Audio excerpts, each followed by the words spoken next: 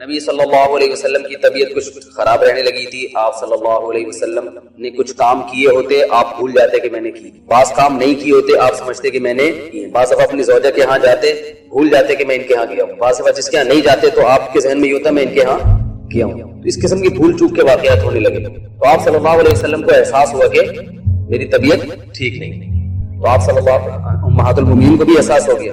تو نبی صلی اللہ علیہ وسلم نے امی عائشہ رضی اللہ تعالیٰ عنہ سے ذکر کیا کہ میں نے اللہ سے دعا مانگی کہ میری اس مرض کو اللہ تعالیٰ ٹھیک کر دے. تو یہ بالکل صحیح احادیث ہیں جو میں آپ کے ساتھ کر رہا ہوں. تو رسول اللہ صلی اللہ علیہ وسلم نے فرمایا امی عائشہ سے کہ میں رات کو جب لیٹا ہوں بستر پہ تو دو فرشتے انسانی شکل میں میرے قریب آ کے کھڑے ہو گئے, ایک میرے سرہانے پر اور ایک میرے پاؤں کی طرف, اور دونوں کھڑے ہو کر آپس میں بات کرنے لگے. ایک نے کہا, دوسرے فرشتے سے کہا کہ تمہیں معلوم ہے کہ محمد صلی اللہ علیہ وسلم کو کیا مرض ہے, ان کو کیا بیماری ہے؟ دوسرے نے کہا کہ ان پر جادو ہوا ہے. تو فرشتے نے پوچھا کس نے کیا جادو؟ انہوں نے بتایا کہ لبید ابن اسم ایک یہودی ہے, اس نے جادو کی. تو پھر ایک فرشتے نے, یہ سب کی کنورسیشن ہو رہی ہے آپس میں, جو انسانی شکل میں آئے تھے ان کی آپس میں بات چیت ہو رہی ہے. اس نے کہا کہ کہاں کیا ہے اور کیسے کیا جادو؟ تو انہوں نے بتایا کہ بھائی یہ جو کھجور کی چھال ہے نا, اس پہ کیا ہے, اور اس کی جو کھجور کی ایک تانت ہوتی ہے, دھاگے ہوتے ہیں, ان دھاگوں پہ گرہیں لگا کے ان گرہوں پہ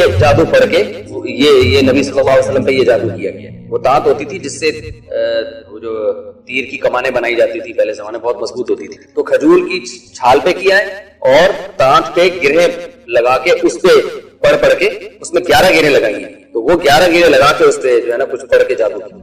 کہاں کیا ہے؟ تو بتایا کہ وہ بنو زریق کا ایک کنواں ہے, اس کنویں کے اندر اس جادو کو انہوں نے رکھا ہے. تو یہ وہ ان کی آپس کی بات چیت ہوئی اور وہ دونوں فرشتے چلے گئے. آپ صلی اللہ علیہ وسلم جب صبح اٹھے ہیں تو آپ صلی اللہ علیہ وسلم صحابہ کی ایک جماعت کو لے کر گئے. اس کنویں میں جا کے آپ نے تلاش کیا تو وہاں سے وہ اس کنویں کے اندر ایسے وہ جادو نکلا. کھجور کی چھال تھی, اس کے اندر ایک دھاگا اور گریں لگی ہوئی, جو بھی تھا حساب کتاب. تو نبی صلی اللہ علیہ وسلم نے اس کو نکال دیا اور اس کو دفن کر دیا. جب پھر اس کے بعد آپ صلی اللہ علیہ وسلم کی طبیعت ٹھیک تھی تو آپ نے پورا امی عائشہ کو واقعہ سنایا اور فرمایا کہ جب میں اس کنویں پہ گیا تو اس کنویں کا پانی ایسے گدلا ہو رہا تھا جیسے مہندی کا پانی ہوتا ہے, اور اس پہ جو کھجور کے درخت تھے نا ان کے جو پھل ایسے لگ رہے تھے جیسے سانپ کے پھل. بڑا ایک دہشتناک قسم کا منظر تھا. حضرت عائشہ رضی اللہ تعالیٰ عنہ فرماتی ہے کہ یا رسول اللہ آپ نے اس کو جلا کیوں نہیں دیا؟ تو آپ نے فرمایا کہ اس سے اور زیادہ شر ہے. اس کی محدثین نے شارحین نے وجہ بیان کی ہے کہ وہ اگر وہ جلاتے تو سب کو پتہ چل جاتا اور باتیں بنتی, اور ظاہر ہے برائی کا تذکرہ جتنا ہوتا ہے اس سے شر اور زیادہ پھیلتا ہے, لوگ وہ طریقہ سیکھ لیتے جادو کا. تو اس لیے آپ صلی اللہ علیہ وسلم نے اس کو کیا کر دیا؟ دفن کر دیا. تو اس کے بعد یہ دو صورتیں نازل ہوئی, سورہ فلق اور سورہ ناس, اور ان کو پڑھنے کا نبی حضرت جبریل نے آپ صلی اللہ علیہ وسلم کو حکم دیا کہ رات کو آپ ان کی تلاوت کریں. تو نبی صلی اللہ علیہ وسلم جب یہ صورتیں نازل ہوئی تو ان کے ساتھ قل واللہ احد بھی ملاتے ہیں, سورہ فلق اور سورہ ناس. یہ تینوں صورتیں آپ جب بھی رات کو آرام فرماتے تینوں صورتیں, اس کا سنت طریقہ کیا ہے کہ بغیر بسم اللہ کے آپ نے قل واللہ پڑھنی ہے, پھر سورہ فلق پڑھنی ہے, پھر سورہ ناس پڑھنی ہے. اس کے بعد آپ نے اپنے ہاتھ پہ پھونک مارنی ہے, پھر وہ جہاں جہاں آسانی سے ہاتھ چلا جائے وہاں وہ ہاتھ پھیر, پیچھے بھی اور سامنے بھی. پھر اس کے بعد دوبارہ یہ عمل کرنا ہے, تینوں صورتیں پڑھ کے پھر تیسری دفعہ یہ عمل کرنا ہے. تو یہ طریقہ نبی صلی اللہ علیہ وسلم نے ہمیشہ اس کو اختیار کیا تاکہ جادو سے آپ صلی اللہ علیہ وسلم کی حفاظت رہے. تو کہ اس جیسی صورتیں پورے قرآن میں نازل نہیں ہوئی. تو اب سوال یہ پیدا ہوتا ہے کہ یہی الفاظ سورہ فاتحہ کے بارے میں بھی ہیں. آپ صلی اللہ علیہ وسلم نے فرمایا کہ سورہ فاتحہ جیسی سورت پورے قرآن میں کوئی بھی نہیں. تو اس کی تشریح دوسری حدیث میں آتی ہے کہ آپ صلی اللہ علیہ وسلم نے فرمایا کہ بطور رقیہ کے, یعنی یہ جادو اور یہ جو ہے نا اس طرح کی چیزوں کے علاج کے لیے سورہ فلق اور سورہ ناس جیسی سورت پورے قرآن میں نہیں. دوسری حدیث میں اس کی تشریح.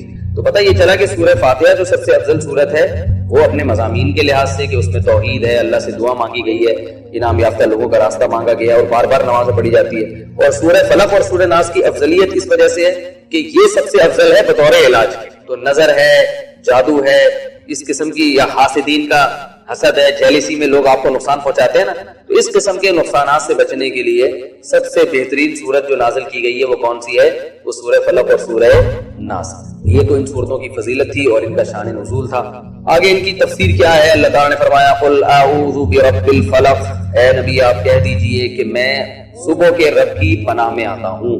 اللہ تعالیٰ کو ان کی صفات کا جب واسطہ دیا جاتا ہے تو پھر اللہ کی رحمت جوش میں آتی ہے اور جو مانگو وہ آپ کو عطا کیا جاتا ہے. یہ انسان کی فطرت ہے. آپ جب کسی سے قرضہ مانگنے کے لیے جاتے ہیں تو اس کی صفات کو ہائی لائٹ کرتے ہیں. یار آپ بڑے سیٹھ ہیں اور میں آپ کے پاس اس لیے آیا ہوں کہ آپ ایک تو مالدار ہیں, اللہ کا دیا آپ کے پاس بہت کچھ ہے, اور دوسری آپ کی طبیعت بھی ہمیں معلوم ہے کہ آپ جو ہے وہ کنجوس نہیں ہیں, آپ سخی ہیں. اس طرح کی جب صفات بیان کی جاتی ہیں انسان خوش ہوتا ہے, کہتا ہے چلو بھائی. تو اللہ تعالیٰ بھی یہ چاہتے ہیں کہ مجھ سے جب کوئی دعائیں مانگو تو میری صفات کو ہائی لائٹ کرو. پھر جس طرح کی دعا منگوائی جاتی ہے نا, اللہ تعالیٰ وہی صفات کو اپنی ہائی لائٹ کرتے ہیں کہ میری یہ والی صفت کو بھی سامنے رکھ کر دعا مانگو تو میں تمہاری دعا قبول کروں گا. تو اللہ تعالیٰ نے کیا کہا کہ پہلی بات تو میری ایک صفت ہے رب. رب کی صفت یوں نہیں کہا قل اعوذ باللہ, عام حالات میں ہمیں حکم دیا اعوذ باللہ من الشیطان الرجیم, میں اللہ کی پناہ میں آتا ہوں شیطان سے جو مردود ہے. یاد آ گیا برب الرب, رب کہتے ہیں پالنے والا. تو یہ بہت بڑی چیزوں سے پناہ مانگی جا رہی ہے نا, بہت زیادہ چیزوں سے, تو رب کہتے ہیں پالنے والا. جو پالنے والا ہوتا ہے نا, ایک ہوتا ہے پیدا کرنے والا اور ایک ہوتا ہے پالنے والا. پالنے والا کیا کرتا ہے کہ وہ آپ کے ہر چیز کا خیال کرتا ہے. دیکھیں آپ گھر میں کتا پالتے ہیں, بلی پالتے ہیں, تو پالنے کا مطلب یہ ہوتا ہے ہر قسم کی کیئر کا انتظام آپ نے خود کرنا ہے. بلی بھی جو لوگ پالتے ہیں نا تو وقت پہ اس کو کھانا دینا, پھر سردی میں جو ہے نا گرم جگہ پہ رکھنا اور گرمیوں میں انتظام کرنا. ماں باپ اپنی اولاد کو پالتے ہیں تو ایک ایک چیز کا خیال کرتے ہیں, اسے بچاتے ہیں سردی سے بھی گرمی سے بھی, بچوں کو روڈ پہ کھلا نہیں چھوڑتے ایکسیڈنٹ سے بچانے کے لیے. تو اللہ تعالیٰ نے کہا کہ میری جو صفت ہے نا پالنے والا, اس صفت کو ہائی لائٹ کرو. مجھے میری رحمت کو جوش آئے گا, بھائی میں تو تمہیں پالنے والا ہوں, تو آگے جن چیزوں سے تم پناہ مانگ رہے ہو میں تمہیں ان سے پناہ میں رکھوں گا, کیونکہ میرا کام کیا ہے تمہیں پالنا. یعنی پالنا کہتے ہیں تدریجن کسی چیز کو ترقی دینا. جیسے آپ بکری پالتے ہیں نا, اتنا سا بچہ لایا کھلا کھلا کے ایسے کر کے, اس کو کہتے ہیں پالنا. یعنی تدریجن آہستہ آہستہ کسی چیز کو تنزل سے ترقی کی طرف لے کر آنا, اس میں بڑی کیئر کرنی پڑتی ہے. اس لیے اللہ نے یہاں اپنی صفت رب کو ہائی لائٹ کیا. آگے اللہ نے فرمایا قل اعوذ برب الفلق, صبح کے رب کی پناہ مانگتا ہوں. اور صبح بھی بالکل صبح. تو وجہ کیا ہے کہ اللہ نے یہ بتایا کہ رات کی تاریکی جو ہے نا وہ انسان کے لیے نقصان دہ چیز. دنیا میں جتنے جرائم ہیں رات کے اندھیرے میں, رات کو آپ کہیں باہر سو, ڈر ہوتا ہے کوئی جانور نہ کاٹ لے آپ کو, اور رات کو گھروں میں حادثے ہوتے ہیں, آگ لگنے کا خطرہ ہوتا ہے. حدیث میں آتا ہے رات کو چراغ گل کر کے سو, بعض دفعہ چوہا کیا کرتا ہے وہ گرا دیتا ہے اور وہ آگ لگ جاتی ہے. تو حوادث کا خطرہ رات میں دن سے, ایکسیڈنٹ رات میں زیادہ ہوتے ہیں, صحیح طرح روشنی میں نظر نہیں آتا. اسی طرح جنات اور یہ جو بلائیں ہیں یہ رات میں زیادہ ہوتی ہیں, چوریاں ڈکیتیاں رات میں زیادہ ہوتی ہیں. روشنی بھرپور نہ ہونے کی وجہ سے رات میں جو شر کا عنصر ہے وہ دن سے زیادہ ہے. اور کچھ بھی نہ ہونا رات میں, رات بذات خود ایک ڈراؤنی چیز ہے. اگر یہ تو آج کل لائٹنگ ہے نا, اندھیرے پورے ہوتے نہیں, ورنہ خوب اندھیرا اچھوں کو ڈرا دیتا ہے. خوب اندھیرا ہونا اور آپ بیٹھے ہوئے ہوں. دیکھیں دن میں آپ قبرستان جاؤ, لوگ جاتے ہیں, یہی اندھیرے میں کبھی قبرستان جا کے دکھائیں. ہم نے بڑے بڑے فنٹروں کو دیکھا ہے, وہاں اندھیرے میں نا جب خوب اندھیرے قبرستان میں اکیلے نہیں بیٹھ سکتے, بہت لوگوں نے ایک دوسرے کے ہم بیٹھیں گے ڈرتے ہیں, نہیں بیٹھ سکتے. تو رات بذات خود ایک ڈراؤنی چیز ہے. تو اللہ فرماتے ہیں کہ پوری دنیا پہ میں رات مسلط کرتا ہوں اور اپنی قدرت سے پھر اس رات کو ختم کر دیتا ہوں. تو جو رب اتنے بڑے شر اور اتنے پھیلے ہوئے شر سے لوگوں کو بچا کے صبح کی روشنی میں لا سکتا ہے, تو وہ باقی شروں سے تمہیں کیوں نہیں بچا سکتا. قرآن کی بلاغت ہے. تو اللہ نے کہا قل, اے نبی آپ ان سے کہہ دیجئے اعوذ, اے اللہ میں پناہ مانگتا ہوں, پناہ میں آتا ہوں, برب الفلق, اس رب کی پناہ میں جو صبح کا خالق ہے, صبح کو پیدا کرنے والا, جو کیسے خوب اندھیروں میں ایک دم صبح کی کرنیں پھوڑ دیتا ہے, کیسی صبح کی روشنیاں اجالش, کتنا اچھا لگتا ہے. آج کل تو لوگ صبح پڑے ہوئے سو رہے ہوتے ہیں, لیکن حقیقت میں ہے کہ آپ گاؤں دیہاتوں میں جا کے وقت گزارے, رات کا اندھیرا جب ختم ہوتا ہے نا, صبح کی کرنیں پھوٹتی ہیں, بڑا خوبصورت منظر ہوتا ہے. سارے چرند پرند نکلتے ہیں, انسان بھی نکلتا ہے, وحشت ختم ہو جاتی ہے. تو اس رب کی پناہ مانگی گئی ہے کس چیز سے؟ من شر ما خلق, ہر اس چیز کے شر سے جس کو اللہ نے پیدا کیا. تو آگے اس سورہ فلق میں 3 چیزوں سے پناہ مانگی جا رہی ہے اور سورہ ناس میں ایک چیز سے پناہ مانگی جا رہی ہے. تو بطور توحید کے پہلے اللہ نے ایک عمومی کہ تفصیل تو بعد میں, اس کو کہتے ہیں تخصیص بعد تعمیم. یہ گاڑے الفاظ ہیں, زیادہ نہ پڑھیں آپ, پھر وہ لوگ بھاگ جاتے ہیں کہ یار پتہ نہیں کیا گاڑا پڑھنا شروع کر دیا حساب سے. تو من شر ما خلق, شروع میں تو عمومی پناہ مانگی گئی ہے. ہر وہ چیز جو اللہ نے پیدا کی ہے, ساری کائنات میں کوئی بھی نقصان پہنچانے والی چیز ہے نا, تو جنرلی سب سے پہلے اللہ سے کہا گیا ہے کہ اللہ ان تمام ہر چیز کے شر سے مجھے کیا کرنا ہے, تو نے اپنی پناہ میں, مجھے اپنی حفاظت میں لے کے ہر وہ چیز جو تو نے پیدا کی ہے اس میں شر کا عنصر ہے, اس سے مجھے کیا کر لے, بچا جائے. پھر آگے کچھ چیزیں ایسی ہیں جن میں شر زیادہ ہے اور ان کا شر عام طور پہ نظر نہیں آتا. دیکھو شیر ایک ایسی چیز ہے جس کا شر نظر آ جائے گا, اس میں پہلے سے لوگ احتیاط کرتے ہیں, اس میں پناہ مانگنے کی ضرورت نہیں ہے. جنگل میں جب آپ جاؤ گے نا تو پہلے سے شیر کا, میں تنزانیہ کے جنگلات میں گیا, وہاں شیر بہت ہیں, تو پہلے ہی سے ایسی گاڑی لی گئی, ٹھیک ہے نا, جس میں پنچر ہونے کا امکان نہ ہو. پتہ چلا وہاں پنچر ہو گئی, ہوا ڈال رہے ہیں اور شیر آپ کی ہوا وہاں سے نکال رہا ہے.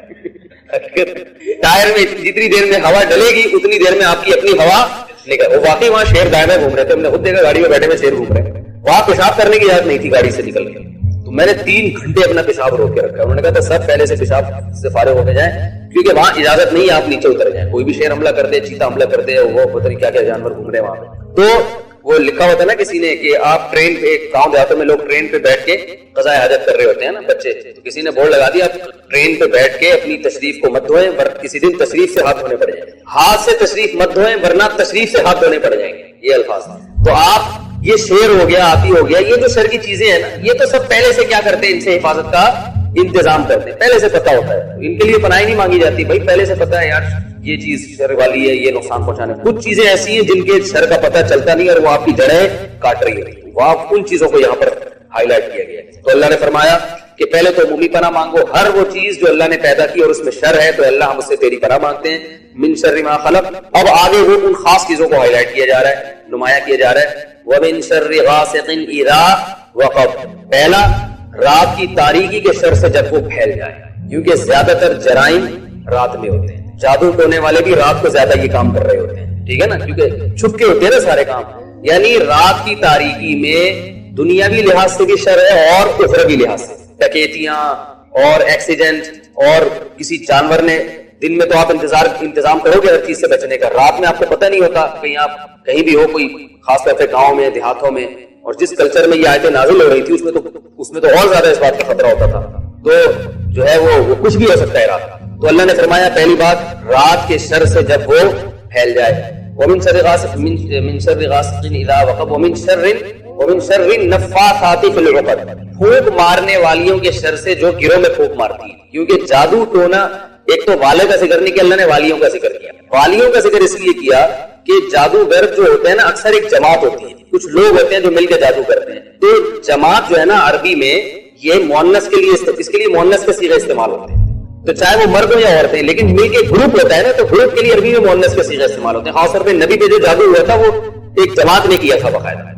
تو اس لیے اللہ نے فرمایا کہ وہ جماعت جو گروہ پہ پھونک لگاتی ہے, جادو میں اکثر ایسا ہوتا ہے جادو کہ وہ گروہ میں نام پڑھ کے, اچھا وہ جو نبی پہ جادو ہوا تھا اس میں کنگھی کا استعمال بھی کیا گیا تھا آپ صلی اللہ علیہ وسلم کی, جس میں آپ صلی اللہ علیہ وسلم کے بال رکھے ہوئے تھے. تو وہ پھر کیا گرے لگا کے اس میں کیا کرتے ہیں, کچھ دم جو بھی ان کا ہوتا ہے, انٹر پتر کلی کلنتر, جو بھی ہم تو بچپن میں جب کسی کو ڈراؤ کم کرتے انتر منتر کلی کلنتر ہو جا منتر چھو, ایسے اپنے یاد کیا اٹھا جاتا, پتہ نہیں کیا ہے, حالانکہ ہمیں خود نہیں پتا ہوتا تھا کہ اس کا مطلب کیا. تو ابھی تک ہم پڑھتے ہیں انتر منتر کلی کلنتر ہو جا منتر چھو. تو وہ کچھ بھی وہ ان کے جو بھی ہوتے ہیں جادوگروں کے پڑھ رہے ہوتے ہیں بیٹھ کے. تو اللہ نے فرماتے ہیں اچھا, اور بعض نے کہا کہ نفاثات سے مراد واقعی عورتیں ہیں, کیونکہ خواتین میں یہ جادو ٹونے کا ریشو مردوں سے زیادہ ہے. تو جو مخلوق زیادہ جادو کرتی ہے تو اللہ نے اس کو بتایا تاکہ بچ کے رہو. ساسیں بہوؤں پہ, بہویں ساسوں پہ, پڑوسیوں پہ, یہ ہو رہا ہوتا ہے مارکیٹ میں. میں بھی جادو کا بتاؤں گا, اتنا گھبرائے نہیں کہ اچھا آپ کہیں گے اچھا خواتین تو درس کریں گے, اچھا میں بھی کہوں میں کچھ بھول کیوں رہی ہوں آج کل بہت ساری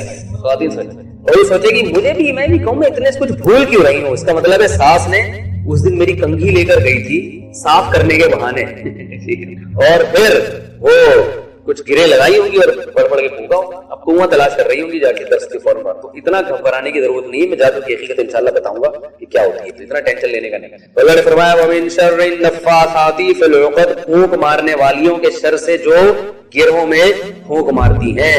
ومن شر حاسد, اور حسد کرنے والوں کے شر سے بھی, اذا حسد, جب وہ حسد کرنے لگے. تو 3 چیزوں سے پناہ مانگی گئی ہے. ایک تو عمومی ہے, من شر ما خلق, یہ تو تمہید ہے ہر مخلوق سے جس میں بھی شر ہو. ومن شر ما خلق ومن شر غاسق اذا وقب, تاریک رات کے شر سے, اور جادوگروں کے شر سے جو اس طرح سے جادو کر رہے ہوتے ہیں. اور تیسری چیز سے پناہ مانگی گئی ہے, وہ کیا ہے, حسد کرنے والوں کے. پہلا سوال ہے جی, فرض نماز کی قضا کا ترتیب سے ادا کرنا کب لازم ہوتا ہے؟ دیکھیں نبی صلی اللہ علیہ وسلم کی جنگ کے موقع پہ غزوہ خندق میں نمازیں قضا ہوئیں, تو اور اس وقت جنگ کی حالت میں نماز کیسے پڑھی جائے گی اس کا طریقہ آسمان سے نازل نہیں ہوا تھا, تو اس لیے آپ کی نمازیں قضا ہوئیں. تو پھر آپ صلی اللہ علیہ وسلم نے ان نمازوں کو ترتیب سے ادا کیا ہے. تو اس حدیث کی روشنی میں امام ابو حنیفہ اور امام احمد بن حنبل, ان کی یہی رائے ہے کہ نماز جب بھی فرض نماز قضا ہوگی تو اگلی قضا سے پہلے اس کو آپ پڑھیں گے, اور اگر اگلی نماز سے پہلے آپ نے اگلی پڑھ لی اور پچھلی قضا نہیں پڑھی تو اگلی بھی نہیں ہوگی، کیونکہ اس میں ترتیب لازم ہے. تو اگر آپ کی فجر کی نماز قضا ہوئی ہے تو ظہر سے پہلے آپ کو فجر قضا کرنی پڑے گی، اس کے بعد ظہر پڑھیں گے. ایسا نہیں ہو سکتا کہ ظہر پڑھ لی پھر فجر پڑھ رہے ہیں تو ظہر بھی نہیں ہوگی فجر بھی نہیں ہوگی. لیکن یہ ان لوگوں کے لیے ہے جن کے ذمہ نمازیں قضا نہ ہوں. اگر کسی کے ذمہ بہت ساری نمازیں قضا باقی ہیں، بہت ساری کا مطلب 5 یا 6 نمازیں جو ہے نا وتر سمیت کیونکہ وتر بھی واجب ہے، تو 5 تو فرض نمازیں اور وتر سمیت ملا کے یہ 6 نمازیں. تو 6 نمازیں اگر کسی کے ذمہ قضا رہ گئی ہیں تو یہ بہت ساری نمازیں کہلائیں گی. تو پھر ایسی صورت میں اس پہ ترتیب لازم نہیں ہے. پھر اگر وہ کوئی نماز قضا ہوتی ہے تو قضا نماز بعد میں پڑھ لے اور ادا پہلے پڑھ لے تو اس کی نماز ادا ہو جائے گی. لیکن اگر کسی کے ذمہ قضائے عمری باقی نہیں ہے تو نماز پڑھتا آ رہا ہے یا جتنی نمازیں اس کے ذمے میں تھیں وہ قضا کر چکا ہے، اب اس کے ذمے میں نمازیں قضا باقی نہیں رہی ہیں، تو پھر اس پر یہ لازم ہے کہ ایک نماز قضا ہوتی ہے تو دوسری پڑھنے سے پہلے اس کو پہلی والی قضا پڑھنی پڑے گی. کیا خلا لینے کے بعد عدت میں رجوع ممکن ہے؟ خلا کے پیپر پہ اگر شوہر نے سائن کر دیے ہیں تو خلا پھر نکاح ٹوٹ جاتا ہے، اس سے طلاق بائن کے حکم میں اس میں رجوع نہیں ہو سکتا. ہاں دوبارہ نکاح ہو سکتا ہے کیونکہ وہ ایک طلاق کہلاتی ہے، وہ 3 طلاقیں نہیں ہوتی. کیا حالت جنابت میں صرف تیمم سے جمعہ کی نماز جائز ہے؟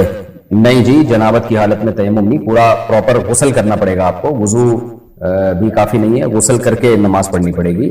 جمعے کی نماز تیمم سے جائز نہیں. ہاں نماز جنازہ میں اگر خطرہ ہو کہ نماز جنازہ نکل جائے گا، اگر آپ نے وضو کیا تو نماز نکل جائے گی تو پھر تیمم جائز ہے. وجہ اس کی ہے کہ نماز جنازہ کا کوئی آلٹرنیٹ ہے نہیں، قضا نہیں ہے، اس کی آلٹرنیٹ نہیں ہے، تو اس میں یہ شرعی عذر ہے کہ اگر آپ وضو میں لگ گئے تو جنازہ ہی نکل جائے گا. تو ایسی صورت میں تیمم کر کے آپ پڑھ سکتے ہیں، اور دوبارہ جنازہ لوٹانا بھی جائز نہیں ہے شریعت میں. جبکہ جمعے کا آلٹرنیٹ تو یہ ہے ظہر کی نماز ہے نا، اگر جمعہ نکل گیا تو ظہر پڑھ لیں. خطبہ جمعہ کے دوران امام کی غلط عربی درست کی جا سکتی ہے؟ نہیں، امام خطبے کے دوران امام تو تنبیہ کر سکتا ہے، مقتدیوں کے پر بس خاموشی سے سننا واجب ہے. کیا بیوی کو رجی طلاق کے بعد عدت میں حج پر بھیجا جا سکتا ہے؟ رجی طلاق میں نکاح ختم نہیں ہوتا تو، اور لیکن طلاق کے بعد عورت کے لیے گھر سے نکلنا جائز نہیں ہے. تو حج پہ اگر بھیجنا ہو تو رجوع کر لے اور کہہ لے کہ بھائی میں نے طلاق سے رجوع کر لیا ہے، تو عدت رجوع کرتے ہی ختم ہو جائے گی. اس کے بعد جہاں چاہے بھیجیں اس کو. اگر وارث اپنے حصے سے دستبردار ہو جائے تو کیا دوسرے کے حصے بڑھ جائیں گے؟ جی ہاں بڑھ جائیں گے، لیکن دستبرداری کا تحقق یعنی دستبرداری کمپلیٹ کب ہوتی ہے یہ سمجھنے کی چیز ہے. بعض لوگ ایسا کرتے ہیں کہ جی جیسے کیش اماؤنٹ پڑا ہوا ہے اور وہ کہتے ہیں مجھے نہیں چاہیے، تو اتنا کہنے سے وہ دستبردار نہیں ہو جاتے. بعد میں وہ کہتے ہیں مجھے چاہیے تو دینا پڑے گا آپ کو. ان کو دستبرداری اسے کہتے ہیں کہ وہ کیش اماؤنٹ مجھے نہیں چاہیے اور پھر وارثوں کا اس پہ قبضہ دے دیا جائے. تو جب وارثوں کے قبضے میں وہ کیش اماؤنٹ آئے گی تو پھر ان کی ملکیت ٹرانسفر ہوگی، پھر وہ یہ نہیں کہہ سکتا مجھے اب چاہیے. تو اسی طرح یعنی قبضے کے حکام جو ہے نا وہ سیکھنا تھوڑا سا ضروری ہے. بعض دفعہ کوئی گھر ایسا ہوتا ہے جو تقسیم کے قابل ہوتا ہے، یعنی اس کو 2 حصوں میں ڈیوائڈ کر کے بھی فائدہ اٹھایا جا سکتا ہے. تو ایسی صورت میں اگر کوئی وارث کہہ دیتا ہے کہ میں اپنا حصے سے دستبردار ہو رہا ہوں تو اتنا کافی نہیں ہے، بلکہ اپنا حصہ پہلے کاٹ کے الگ کرنا پڑے گا، اس کے بعد وہ دستبردار ہو اور سامنے والے کا اس پہ قبضہ ہو. ہاں کوئی چیز ایسی ہے، پراپرٹی ایسی ہے جو تقسیم ہو ہی نہیں سکتی، یعنی تقسیم کی تو وہ استعمال کے قابل نہیں رہے گی، اس میں زبان سے کہہ دینا بھی کافی ہے کہ بھائی مجھے حصہ نہیں چاہیے. خلاصہ یہ کہ وارث اپنے حصے سے دستبردار ہو سکتا ہے، لیکن جب ہونا ہو تو علماء سے مفتیان کرام سے پوچھ کے دستبردار ہوا کریں تاکہ جو ہبہ کے احکام ہیں وہ پراپر طریقے سے ان پر عمل ہو. اور جب کوئی وارث اپنے حصے سے دستبردار ہو جائے گا تو باقی تمام وارثوں کا حصہ اسی تناسب سے خود بخود وراثت میں بڑھ جائے گا. اور یہ دستبرداری زندگی میں نہیں ہو سکتی اپنے والدین کی یا مورث کی جس کی وراثت آپ کو ملنی ہے. جیسے آپ کے ابا کی وراثت ہے، آپ نے زندگی میں کہہ دیا ابا میں اپنے حصے سے دستبردار ہوں، اس کا کوئی اعتبار نہیں ہے کیونکہ ابھی وہ آپ کی ملکیت میں آیا ہی نہیں ہے، تو دستبردار کیسے ہو گیا؟ وہ تو جب انتقال ہوگا آپ کے والد کا تو اس کے بعد آپ اس کے مالک بنیں گے، پھر آپ یہ کہیں گے کہ میں دستبردار ہوں، اس وقت یہ دستبرداری معتبر ہوگی، زندگی میں نہیں ہو سکتا. کیا زکوٰۃ کا مال قرض دار کو قرض چکانے کے لیے دینا جائز ہے؟ جی اگر وہ زکوٰۃ کا مستحق ہے تو اس کو دے سکتے ہیں. کیا بینک سے لیے گئے قرض پر قربانی جائز ہے؟ جو بھی قرض ہوتا ہے جب آپ نے لیا ہوتا ہے تو اتنی ہی رقم واجب الادا ہوتی ہے، آپ نے واپس کرنی ہے، تو اس پہ قربانی نہیں ہے، چاہے بینک سے لیں چاہے غفار بھائی سے لیں. وجہ اس کی ہے کہ وہ آپ نے اتنے پیسے آپ کے ذمے ہیں، وہ آپ کے ہیں ہی نہیں نا، تو آپ نے اتنے لوٹانے ہیں، اس لیے یعنی آپ کے نہیں ہے کا مطلب اس سینس میں نہیں ہے کہ وہ آپ کے ذمے واجب الادا ہیں. تو ہمیشہ ایسے مال میں سے قرضہ مائنس کیا جاتا ہے، تو پھر اس کے بعد بھی اگر صاحب نصاب ہیں آپ تو پھر اس میں آپ پر قربانی واجب ہے. تو چاہے وہ اس لون سے قربانی کریں جو آپ نے بینک سے لیا ہے یا کسی سے بھی لیا ہے، وہ پھر کرنی پڑے گی آپ کو. نماز میں غیر زبان کی آیت پڑھنا نماز کو فاسد کر دیتا ہے؟ جی ہاں، نماز میں تلاوت ضروری ہے اور تلاوت عربی میں ہوتی ہے، کسی اور زبان میں تلاوت نہیں ہوتی. اسی وجہ سے اگر نماز میں آپ نے عربی کے علاوہ کسی اور زبان میں قرآن کی تلاوت کی تو نماز فاسد ہو جائے گی. کیا نکاح کا خطبہ اردو میں دیا جا سکتا ہے؟ جی دیا جا سکتا ہے، لیکن افضل یہی ہے کہ سنت جو خطبہ ہے وہ عربی میں ہی اسلام کی آفیشلی زبان جو ہے وہ عربی ہے، تو اس طرح کے جتنے بھی شاعر ہیں ان کو عربی میں ہی ادا کیا جائے گا، کیونکہ نکاح کا خطبہ واجب نہیں ہے نا، اس لیے اگر کوئی اردو میں بھی دے دے تو خطبہ ہو جائے گا لیکن خلاف سنت ہوگا۔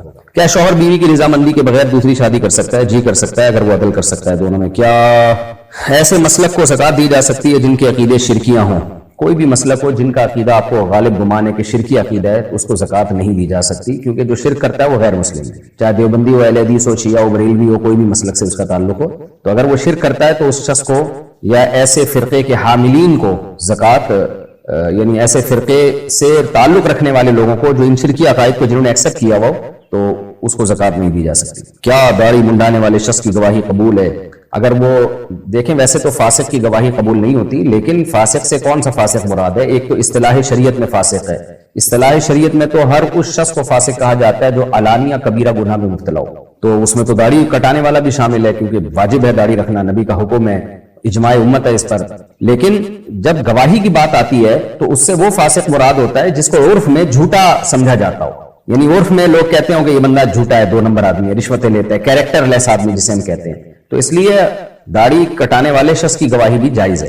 وجہ اس کی ہے کہ وہ اس کے یعنی وہ اس طور والا فاسق نہیں ہے کہ جس کو ہم کہیں کہ کیریکٹر لیس آدمی ہے، کیونکہ بہت سے داڑھی بغیر داڑھی والے بھی سچ بول رہے ہوتے ہیں اور بہت سے داڑھی والے بھی جھوٹ بول رہے ہوتے ہیں، تو لہذا اس طرح کا جو فاسق ہے کہ جو کیریکٹر پہ جس کے لوگوں کو اعتراض نہیں ہے، تو اس کی گواہی شرعاً قبول ہے۔ ویسے بھی اگر شرط یہ لگا دی جائے کہ بغیر داڑھی والے کی گواہی چلے گی نہیں، تو پھر تو گواہیاں ہی ساری برباد ہو جائیں گی۔ آج کل تو زیادہ تر لوگ بغیر داڑھی کے ہی ہیں۔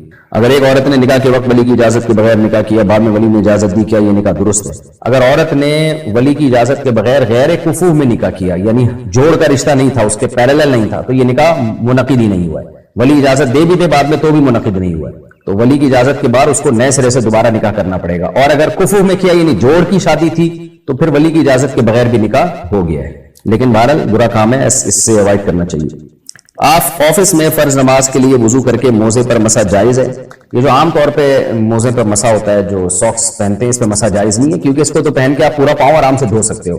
مسح ان موزوں پہ جائز ہے جو نبی کے دور میں تھے، جو جوتوں کا آلٹرنیٹ تھے، یہ والے موزے جوتوں کا آلٹرنیٹ نہیں ہے، تو اس پہ اگر کسی نے مسح کیا تو وہ مسح نہیں ہوگا۔ کیا کوئی شرابی توبہ کے بعد نماز کا امام بن سکتا ہے؟ جی بن سکتا ہے۔ اگر شوہر بیوی کو ایک ساتھ 3 طلاقیں دے تو کیا رجوع ممکن ہے؟ نہیں جی، اس پر اجماع امت ہے، قرآن، حدیث، صحابہ، تابعین سب اسی کے قائل ہیں، چاروں امام۔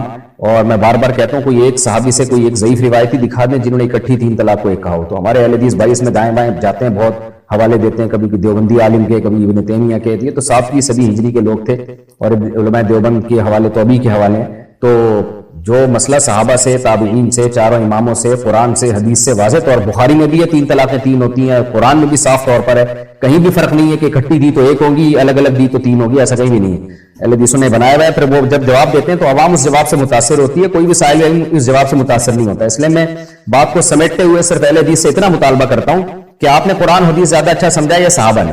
کوئی ایک صحابی دکھا دے نا جنہوں نے وہ فتویٰ دیا ہو جو آپ کہتے ہیں، یعنی اکٹھی 3 طلاقیں دے کے کوئی آیا اور صحابی نے کہا کہ 1 ہوئی ہے، اور ہم آپ کو دکھا دیں گے۔ میں نے دکھایا ہے، میرے سورہ بقرہ کے لیکچر میں آپ جائیں، ریفرنسز کے ساتھ صحابہ کے فتاویٰ کی بھرمار ہے، جس میں عبداللہ بن مسعود، حضرت عمر، حضرت عثمان، حضرت علی، سب صحابہ یہی کہہ رہے ہیں، حضرت ابو ہریرہ، سب یہی کہہ رہے ہیں بھائی اکٹھی دی ہیں تو 3 کی 3 ہوں گی۔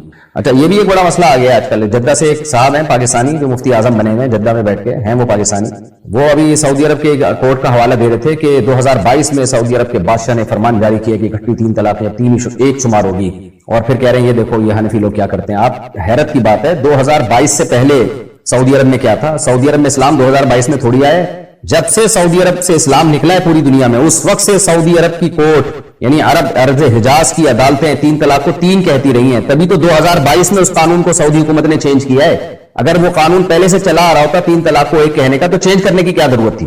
تو جو قانون سعودی عرب میں 2022 میں بن رہا ہے وہ ٹھیک ہے، یا 2022 تک جو 1400 سال سے چلا رہا ہے وہ قانون ٹھیک ہے؟ یہ تو عقل کی حال ہے ان لوگوں کا، اور بنے پھرتے ہیں مجتہد ہیں وہ لوگ، ہمیں کہتے ہیں کہ ان کو ہم فالو کریں قرآن و سنت کو سمجھنے میں۔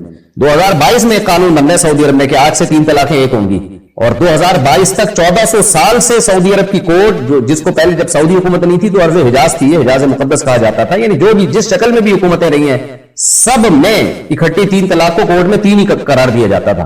2022 والا ان کو اسلام پسند آ رہا ہے، اور 2022 تک جو 1400 سال سے علماء صلحاء مجتہدین محدثین اسلام چلائے آ رہے ہیں وہ ان کو سمجھ میں نہیں آ رہا۔ اگر مکروہ وقت میں جنازہ آ جائے تو نماز جنازہ پڑھنی چاہیے بعد میں، اگر عین اسی وقت آ گیا تو پھر پڑھ لینی چاہیے، کیونکہ نماز جنازہ میں تاخیر برا کام ہے۔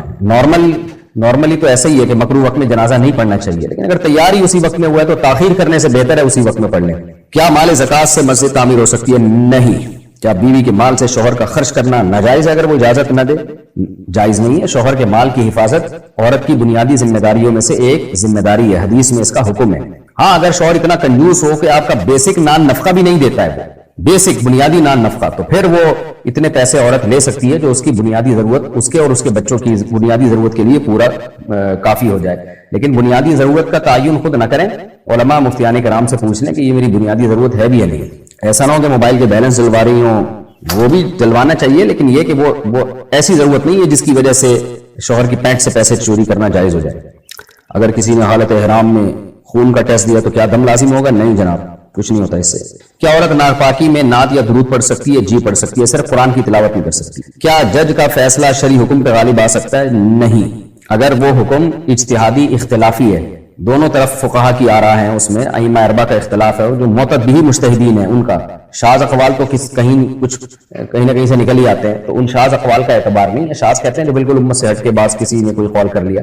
اگر معتبر مجتہدین جیسے ائمہ اربعہ تھے، یہ معتبر تھے، ان کو امت نے فالو کیا، ان کا کوئی قول ہو اور پھر جج اس پہ فیصلہ کر دے، اور جج بھی کسی اسلامی مملکت کا جج ہو جو اسلامی حکام کا پابند ہو، تو پھر اس کا فیصلہ شرعی طور پہ نافذ ہو جائے گا، کیونکہ وہ مسئلہ اختلافی تھا۔ اختلافی مسائل میں القضاء یرفع الخلاف، تو قاضی جو جج کا فیصلہ ہے وہ اختلاف کو ختم کر دیتا ہے۔ لیکن اگر وہ ایسا نہیں تھا، اختلافی مسئلہ نہیں تھا، تو بلکہ اسلام کا حکم ہے، شرعی نص ہے اس بارے میں، نصوص واضح موجود ہیں، تو پھر جج کا فیصلہ اسلام کے اگینسٹ وہ معتبر نہیں ہوگا۔ کیا مشترکہ کاروبار میں نقصان کی صورت میں صرف محنت والا فریق خسارے کا ذمہ دار ہے؟ مشترکہ کاروبار میں مشترکہ ہے کیسے، یہ دیکھا جائے گا نا۔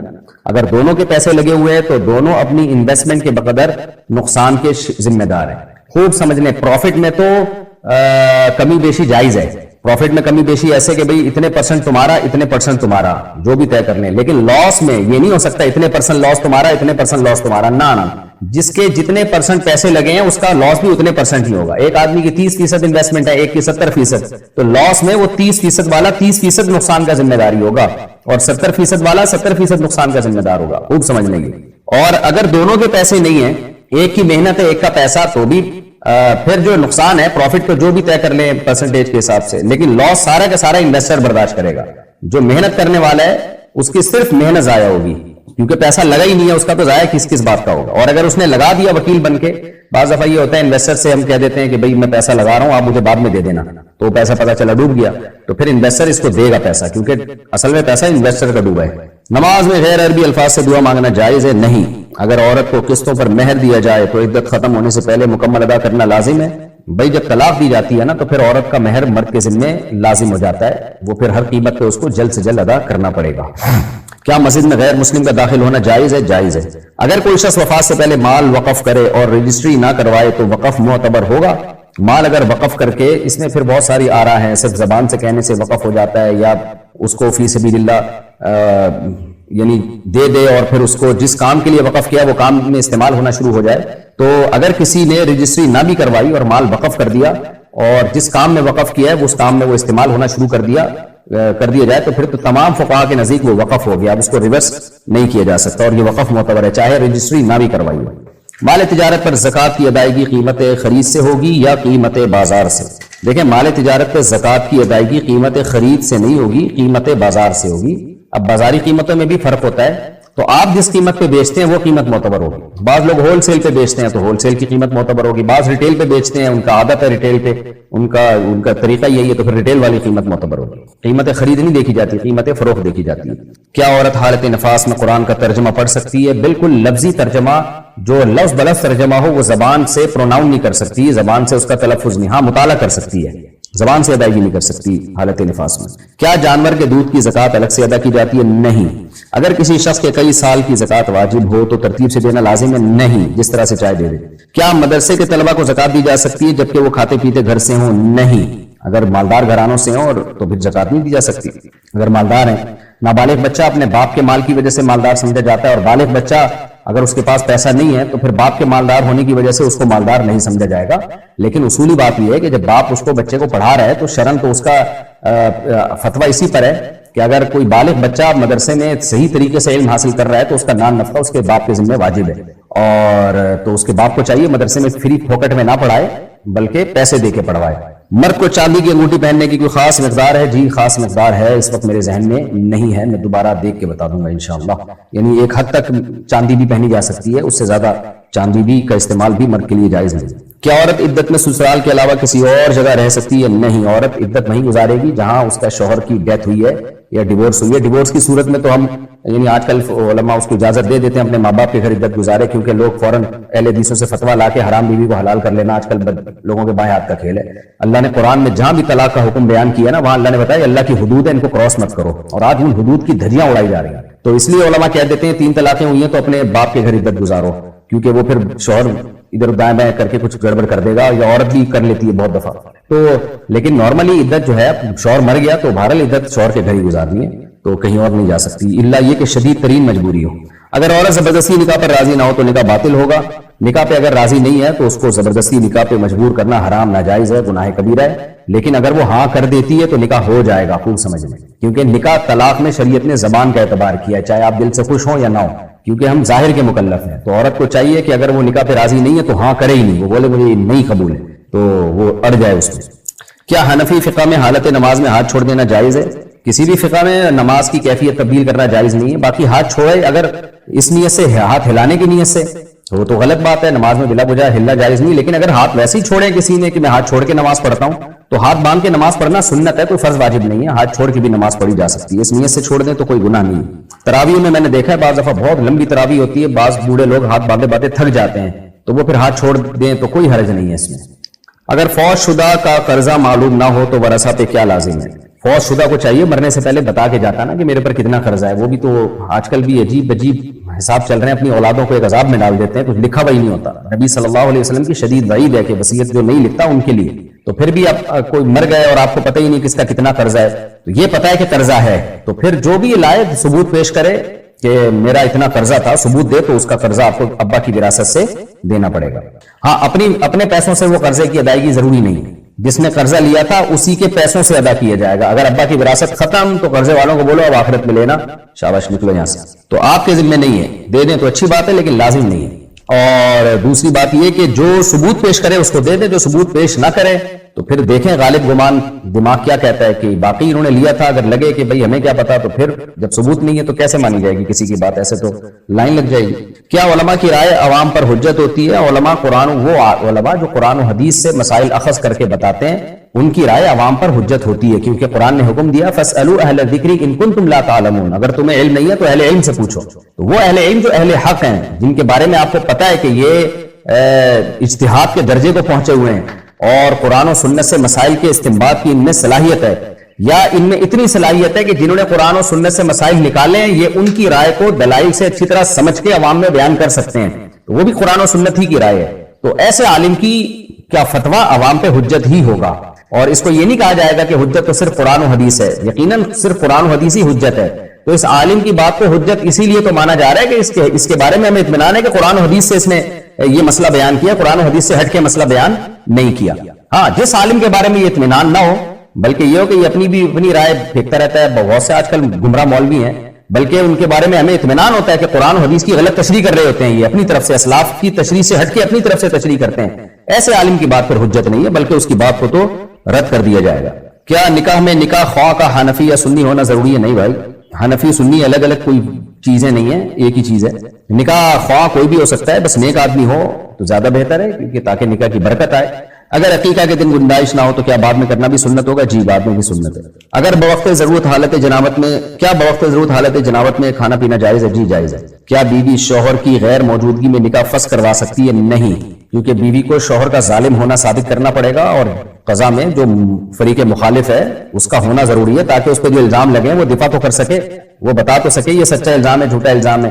بعض دفعہ خواتین کیس کرتی ہیں ہمارا شوہر ہمیں نان نفقہ ہی نہیں دیتا، اور شوہر کو کورٹ جو ہے وہ یک طرفہ کھلا پکڑا دیتی ہے، حالانکہ شوہر کے پاس بینک اسٹیٹمنٹ ہوتی ہے، بیوی کے اکاؤنٹ میں ہر مہینے اتنے پیسے ڈال رہا ہے، وہ پورا ثبوت ہوتا ہے.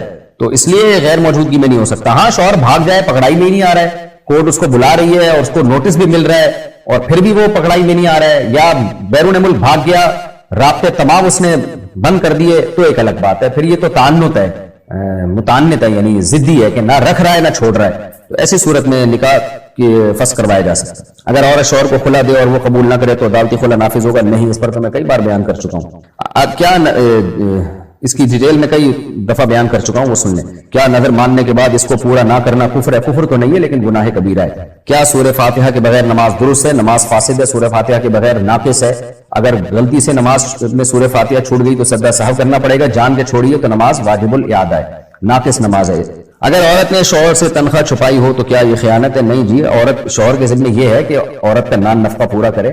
یہ اس کے ذمہ نہیں ہے کہ بتائے کہ کتنی تنخواہ ہے میری, تو یہ ذمہ نہیں ہے. بتا دے تو اچھی بات ہے, نہیں بتائے تو بھی کوئی گناہ نہیں, لیکن بیوی کے جو حقوق ہیں وہ پورے کرے. کیا نابالغ بچے کی عبادت مقبول ہوتی ہے؟ نابالغ بچے دو طرح کے ہوتے ہیں, ایک سبی ممیز, ایک غیر ممیز. ممیز کا مطلب جس میں ذرا سمجھ پیدا ہوگی, جیسے 7 سال کا بچہ. تو ایسا بچہ جب نیکی کرے گا تو اس کو ثواب ملے گا, گناہ کرے گا تو گناہ نہیں ملے گا. اور اس سے جو کم عمر کا بچہ ہے, جو سبی ممیز ہی نہیں ہے, اس میں کچھ بھی شعور نہیں ہے, تو وہ اس کی نیکی برائی بالکل برابر ہے. نہ نیکی پہ ثواب ملتا ہے, نہ برائی پہ گناہ ملتا ہے. لیکن جب تھوڑا سمجھدار ہو جاتا ہے تو بلوغت تک, تو اس کو نیکی پہ ثواب تو ملتا ہے, مگر کوئی غلطی اس سے ہو جائے تو گناہ نہیں ملتا اس کو, کیونکہ نابالغ ہے. تو اللہ کی رحمت جو ہے نا, اللہ کے غضب پہ ہمیشہ غالب رہتی ہے, تو اس کو اچھائیوں کا ثواب ملتا ہے. لیکن اگر ہاں جب بالغ ہو جائے گا تو بالغ ہونے کے بعد پھر نیکی پہ ثواب بھی ملے گا اور برائی پہ اس کو گناہ بھی ملے گا. اگر امام نیت سے زبان سے کچھ نہ کہے تو کیا نماز ہو جاتی ہے؟ جی ہاں, زبان سے نیت تو ثابت نہیں ہے, اصل تو دل کی نیت ہی ہے, تو دل سے نیت کر لے گا کافی ہے. کیا مالدار بیٹی اپنے غریب والدین کو زکات دے سکتی ہے؟ نہیں دی. اولاد ماں باپ کو, ماں باپ اولاد کو, میاں بیوی ایک دوسرے کو زکات نہیں دے سکتے. ویسے بھی جو غریب ماں باپ ہیں ان کی ذمہ داری تو شرعاً اولاد پہ واجب بھی ہے, تو زکات دے کے تو وہ اپنے آپ کو ذمہ داری سے سبکدوش کر رہا ہے نا. اس زکات کا فائدہ تو اپنے آپ کو پہنچا رہا ہے وہ, اس لیے ماں باپ کو زکات نہیں دے سکتے, کیونکہ وہ تو ویسے ہی آپ کی ذمہ داری ہے, وہ تو آپ نے ان کو دینا ہی دینا ہے. ان کی اگر وہ غریب ہے تو آپ ان کا نان نفقہ آپ کے ذمہ. کیا میت کو دفنانے کے بعد قرآن خوانی کا کوئی ثبوت ہے؟ نہیں جی, کوئی ثبوت نہیں ہے. کیا بدنی عبادت کا نیابتاً ادا کرنا جائز ہے؟ نہیں. کسی کے ذمہ نماز ہے تو آپ نماز پڑھ کے اس کی قضا نہیں کر سکتے. ہاں, حج میں حج بدل کی ہمیں اجازت دی گئی ہے, تو میت کی طرف سے حج بدل کیا جا سکتا ہے. کیا ملازم کو زکات دی جا سکتی ہے اگر وہ فقیر ہو؟ جی دی جا سکتی ہے, لیکن وہ زکات تنخواہ کا حصہ نہیں ہوگی. کیا فوت شدہ کے قرض کی ادائیگی سے پہلے ورثہ ترکہ بانٹ سکتے ہیں؟ نہ, پہلے قرض ادا کرنا پڑے گا پھر ترکہ بانٹیں گے. کیا سودی پیسے کا استعمال کسی غریب کے علاج میں کیا جا سکتا ہے؟ جی کیا جا سکتا ہے. اگر نکاح میں حق مہر مقرر نہ کیا گیا, لیکن یہ سودی پیسوں سے علاج کریں گے, ثواب کی نیت نہیں کر سکتے, اس میں بہت بڑا گناہ ہے ثواب کی نیت کرنا, کیونکہ حرام پیسوں سے, نجس پیسوں سے اللہ صدقہ قبول نہیں کرتا. تو وہ جان چھڑانے کے لیے کرے کہ ضائع کرنے سے بہتر ہے کسی غریب کے کام آ جائے, تو اس جان چھڑانے کی نیت سے اس کا علاج کیا جائے. اگر نکاح میں حق مہر مقرر نہ کیا گیا ہو تو کیا نکاح درست ہے؟ جی نکاح ہو جائے گا, لیکن مہر پھر بھی واجب ہوگا, اور مہر مثل ہوگا. مہر مثل کا مطلب دیکھا جائے گا اس کی بہنوں کا مہر کتنا تھا اس لڑکی کا, تو پھر اتنا ہی مہر اس لڑکی کو بھی دیا جائے گا. کیا نفل روزے کی نیت زوال کے بعد ہو سکتی ہے؟ نہیں جی, زوال سے پہلے نیت ہو سکتی ہے, زوال کے بعد نہیں. کیا میت کے لیے دعا کرنے میں ہاتھ اٹھانا بدعت ہے؟ نہیں جی, کوئی بدعت نہیں ہے, لیکن بعض علاقوں میں یہ رواج ہے کہ جب کوئی میت ہوتی ہے تو جو بھی آتا ہے ہاتھ اٹھاتا ہے, جو بھی آتا ہے ہاتھ اٹھاتا ہے. 3 دن تک یہی چلتا رہتا ہے. جو ہاتھ نہ اٹھائے اسے برا سمجھتے ہیں. پھر یہ عمل یقیناً بدعت ہے کہ آپ نے اپنی طرف سے شریعت میں ایک چیز کا اضافہ کیوں کر دیا. تو جب کہیں میت ہو جائے جا کے 3 الفاظ بولا کریں, ہاتھ اٹھائے بغیر ہی بول دیا کریں کہ اعظم اللہ اجرک واحسن عزاءک وغفر لمیتک. اللہ تعالیٰ آپ کے اجر کا اضافہ کرے, جو آپ کو مصیبت پہنچی ہے اس میں اجر بڑھائے اللہ آپ کا, اور اللہ آپ کو صبر کی توفیق عطا فرمائے, اور آپ کی میت کی اللہ مغفرت فرمائے. 3 مختصر سے الفاظ بولنے چاہیے. اگر بیوی کو ظالمانہ طلاق دی جائے تو کیا شوہر گناہگار ہوگا؟ ظالمانہ طلاق کا مطلب اگر شوہر نے طلاق دی ہے ہم بستری سے پہلے پاکی کے ایام میں, اور ایک ہی دی ہے, دوسری تیسری نہیں دی ہے, تو یہ عمل ناپسندیدہ تو ہے, برا عمل ہے, لیکن گناہگار نہیں ہوگا اس پہ شوہر. اس کی وجہ یہ ہے کہ اس نے شریعت کے بتائے ہوئے طریقے کے مطابق طلاق دی ہے, اور اس طلاق میں جلد بازی ہوتی بھی نہیں ہے, بلکہ یہ اس کی علامت ہوگی کہ شوہر نے سوچ سمجھ کے دی ہے. اگر سوچے سمجھے بغیر دیتا تو اکٹھی 3 نکال دیتا, لیکن بہرحال یہ ناپسندیدہ پھر بھی ہے. لیکن اگر شوہر نے حالت حیض میں طلاق دے دی, یا اس پاکی میں طلاق دی جس میں بیوی سے ہم بستری کر چکا تھا, یا 2 یا 3 طلاقیں اکٹھی دے دی, تو پھر وہ یقیناً گناہگار ہوگا, کیونکہ اس طلاق میں اس نے جلدی کی ہے اور گھر اجاڑا ہے اس نے. اگر وہ اسٹیپ بائی اسٹیپ طلاق دیتا تو یہ اس کی علامت تھی کہ واقعی یہ طلاق دینے میں مخلص ہے, اور ان دونوں کا کے لیے اللہ کی حدود پہ قائم رہنا ممکن نہیں تھا. یہ سمجھا جائے گا. کیا عورت اپنے شوہر کو طلاق دے سکتی ہے شریعت کے مطابق؟ نہیں جی، طلاق عورت شوہر کو کبھی بھی نہیں دے سکتی. اگر شوہر عورت کو طلاق کا رائٹ دے دے تو بھی عورت نے طلاق اپنے آپ کو دینی ہے. یعنی شوہر اگر عورت کو ڈیورس کا رائٹ دے دیتا ہے کہ تم بھی اپنے آپ کو طلاق دے سکتی ہو، تو پھر عورت یہ کہے گی کہ میں نے اپنے آپ کو طلاق دی، تو وہ شوہر کے اختیار دینے کے بعد دے سکتی ہے، لیکن دے گی پھر بھی اپنے آپ کو، کیونکہ نکاح کی قید سے عورت نکلتی ہے. تو جو نکلتی ہے جو نکاح کی قید سے نکلے گی اس کی طرف طلاق کی نسبت کی جائے گی. کیا فقہ حنفی میں 3 طلاقیں بیک وقت واقع ہو جاتی ہیں؟ فقہ حنفی نہیں، اسلام میں 3 طلاقیں بیک وقت واقع ہو جاتی ہیں. اسی وجہ سے فقہ حنفی میں بھی 3 بیک وقت واقع ہو جاتی ہیں. فقہ حنفی کو اسلام سے ہٹ کے الگ چیز نہیں ہے. چاروں امام حنفی، مالکی، شافعی، حنبلی، ان سب کے نزدیک گھٹی 3 طلاقیں 3 ہوتی ہیں. قرآن میں بھی، حدیث میں بھی، یہ میں بار بار بیان کر چکا ہوں. سورہ بقرہ کے میرے لیکچر ہیں الطلاق مرتان، جب آپ میرے تفسیر کے لیکچر میں جائیں گے تو اس میں بہت ڈیٹیل سے ریفرنسز کے ساتھ میں نے یہ مسئلہ بیان کیا ہے. اس میں جا کے آپ سرچ کر لیں پورے ریفرنس کے ساتھ. پوری امت کا اس پر اجماع رہا ہے، بعد میں اس میں اختلاف پیدا کیا گیا ہے. کیا غیر مسلم کے ساتھ معاشرتی تعلقات رکھنا ناجائز ہے؟ جائز ہے، اگر وہ اسلام دشمن نہ ہو، مسلمانوں کو نقصان نہ پہنچاتا ہو. تو لاٹری سے نکلے ہوئے پیسے استعمال کرنا کیا جائز ہے؟ لاٹری کی رقم حرام ہے، ناجائز ہے. اس کو ثواب کی نیت کے بغیر آپ صدقہ کر دیں. اور ہاں، جتنے پیسے لاٹری خریدنے میں آپ نے لگائے تھے اتنے پیسے آپ رکھ سکتے ہیں. کسی نیک بندے کی قبر پہ جا کے فاتحہ پڑھنے کے بعد اس کے وسیلہ دے کر اللہ سے دعا مانگنا جائز ہے. جو چیز سنت سے جتنی ثابت ہو اتنا اکتفا کرنا چاہیے. ہمیں نبی صلی اللہ علیہ وسلم نے قبرستان کی زیارت کا حکم دیا، فإنها تذکر الآخرہ، حدیث کے الفاظ ہیں کہ قبرستان جایا کرو، اس سے آخرت کی یاد تازہ ہوتی ہے. تو آپ آخرت کی یاد تازہ کرنے کے لیے قبرستان جائیں، یا اپنے کسی عزیز و اقارب کی قبر پہ چلے جائیں اس کی زیارت کے لیے. تو جب گئے ہیں تو پھر وہاں جا کے فالتو باتیں کرنے سے بہتر ہے میت کے لیے دعا کر لیں آپ. باقی اس کا وسیلہ دے کے دعا مانگنا، اس کا مطلب کیا ہے مجھے آج تک سمجھ میں نہیں آیا. ایک تو یہ مطلب ہوتا ہے کہ کسی بزرگ کے وسیلے سے دعا کہ اللہ اس بزرگ سے ہم کو محبت ہے تو اس کی محبت کی لاج رکھ لے، تو یہ تو وسیلہ بالعمل ہی ہے. یا نبی کے وسیلے سے دعا کا مطلب یہ ہوتا ہے ہم نبی کے امتی ہیں تو اس امتی ہونے کی لاج رکھ لے، تو بھی یہ بھی صحیح مطلب ہے. اور اگر یہ مطلب ہے کہ یہ اللہ تک دعا پہنچا دے گا ہماری، تو یہ غلط ہے بھائی. اس کی کیا دلیل ہے کہ جو مرحوم آپ کے اللہ تک دعا پہنچائیں گے؟ تو اس کا مطلب واضح نہیں ہے. اس لیے جو سنت الفاظ ہیں اس پر اکتفا کیا کریں. جائیں میت کے لیے تمیز سے دعا مانگیں، اللہ ان کی مغفرت فرمائے، ان کے درجات کو بلند فرمائے. اور السلام علیکم یا اہل القبور پڑھا کریں اور آخرت کی یاد تازہ کیا کریں. وہاں بیٹھ کے تھوڑی دیر سوچیں ہم نے بھی یہاں پر آنا ہے اور کل ہم نے بھی لیٹنا ہے یہاں پر. جتنے بڑے بڑے بنگلے بنا لو، عمارتیں بنا لو، بلڈنگیں بنا لو، ریل پیل رکھ لو، BMW میں گھوم لو، 4 شادیاں کر لو، جو مرضی کر لو، آنا بالآخر قبر میں لیٹنا ہے. ٹھکانا یہی ہے. تو انسان کا بچہ بن کے رہے گا آدمی اس سے. اور یہ سوچ کے تھوڑی دیر سوچو اور پتلی گلی سے واپس آ جائے کرو. بس اپنی طرف سے کچھ بھی اس میں ایڈ مت کرو. کسی نئے کام کو شروع کرنے سے پہلے ختم قرآن کا اہتمام کرنا اور طلبہ کو پیسے دینا، کیا یہ عمل بدعت ہے؟ ختم قرآن اگر ایصال ثواب کے لیے تو یقیناً بدعت ہے، کیونکہ صحابہ سے ثابت نہیں ہے. اجتماعی قرآن خوانیاں ثواب پہنچانے کے لیے عبادت ہے یہ، اور عبادت توقیفی ہوتی ہے، اس میں ہمیں اسلاف سے اس کا ثبوت ہونا چاہیے. باقی برکت کے لیے جو قرآن خوانیاں لوگ کرواتے ہیں خیر و برکت کے لیے، تو اس کا تعلق رقیہ سے. رقیہ کہتے ہیں برکت کے لیے کوئی بھی وظیفہ پڑھا جائے تو وہ جائز ہے، تو اس میں قرآن خوانی بھی جائز ہے اور وہ پیسے دے کے بھی جائز ہے تبرکن. گو کہ مفتی رشید احمد صاحب رحمہ اللہ تعالی ہمارے جو شیخ تھے وہ اس سے منع کرتے تھے، کیونکہ وہ کہتے تھے انہی چیزوں سے پھر بدعتیں جو ہے وہ رواج پاتی ہیں. تو بہتر یہی ہے کہ یہ کام پیسے دے کے نہ کیا جائے، اور کوئی خیر و برکت کے لیے کوئی نئی دکان، نئے مکان میں خود سے سورہ بقرہ کی تلاوت کرنے، یا سب گھر کے افراد مل کے قرآن ختم کر لیں، یا آپ نے دوست احباب کو بلا لیں، بھائی چلو بیٹھ کے قرآن پڑھ لیا جائے اور بس ان کو کھانا کھلا دیں، اتنا کافی ہے. لیکن بہرحال اصولی طور پر رقیہ چونکہ پیسے دے کے جائز ہوتا ہے، تو اس لیے اگر کوئی بطور برکت کے لیے بچوں سے بھی قرآن پڑھواتا ہے تبرک کی نیت سے کہ برکت ہوگی گھر کے اندر، اور اس کی ان کو اجرت دیتا ہے، تو یہ اجرت جائز ہے. حدیث سے ثابت ہے. ایک صحابی نے ایک جو دم کیا تھا سورہ فاتحہ پڑھ کے، اس پہ اجرت بھی لی تھی انہوں نے، تو وہ نبی صلی اللہ علیہ وسلم نے اس سے منع نہیں کیا. تو فاتحہ پڑھیں یا قرآن پڑھیں. مقصد اگر رقیہ ہے، رقیہ کا مطلب اس سے شیاطین کے اثرات گھر سے ختم ہو جائیں، نحوست کے اثرات ختم ہو جائیں، تو فی نفسی جائز ہے. لیکن بہرحال یہ کوئی قابل تعریف عمل نہیں ہے، خاص طور پہ اس زمانے میں، کیونکہ مدرسے کے بچوں کو اس کے لیے استعمال کیا جاتا ہے. پھر وہ پیسوں کی لالچ میں بچے جاتے ہیں، پڑھتے بھی صحیح نہیں ہیں. ان کو پتا ہوتا ہے ابھی دیکھ کا ڈھکن کھلے گا، بس اس چکر میں ہم آئے ہیں قرآن پڑھنے کے لیے. غلط سلف بھی پڑھ رہے ہوتے ہیں، اسپیڈ بھی اتنی ہوتی ہے، فارمیلٹی پوری ہوتی ہے. تو تھوڑا کام طریقے سے کیا جائے، وہ دکھا کے بڑے کام کرنے سے زیادہ بہتر ہے. تو اس لیے اگر گھر میں خیر اور برکت کے لیے قرآن پڑھنا ہو تو گھر کے افراد سورہ بقرہ یا پورا الحمد للہ کے والناس تک قرآن پڑھ لیں. سورہ بقرہ کی بھی بڑی برکات ہیں، صرف سورہ بقرہ کی تلاوت کر لی جائے یہ بھی کافی ہے، اور بغیر اجرت کے ہو یہ کام، یہ زیادہ بہتر ہے. زیادہ سے زیادہ کھانا کھلا دیا کریں ان کو، تو اگر یہ کرنا چاہیں آپ. اور ویسے بھی برکت کے لیے اصل کام تو یہ گناہوں سے بچیں. ادھر قرآن خوانی ہوتی ہے، ادھر ہی فوراً گانے بجانے شروع کر دیتے ہیں تھوڑی دیر میں. تو یہ کیا برکت ہوگی؟ اس سے تو گانے بجانوں کی نحوست ہوگی، گانے بجانے کی. کسی ضرورت پڑنے پر اپنی شادی کا ڈریس بیچ سکتے ہیں؟ کیونکہ ہمارے یہاں مشہور ہے کہ شادی کی کوئی چیز نہیں بیچنی چاہیے. جی بالکل بیچ سکتے ہیں.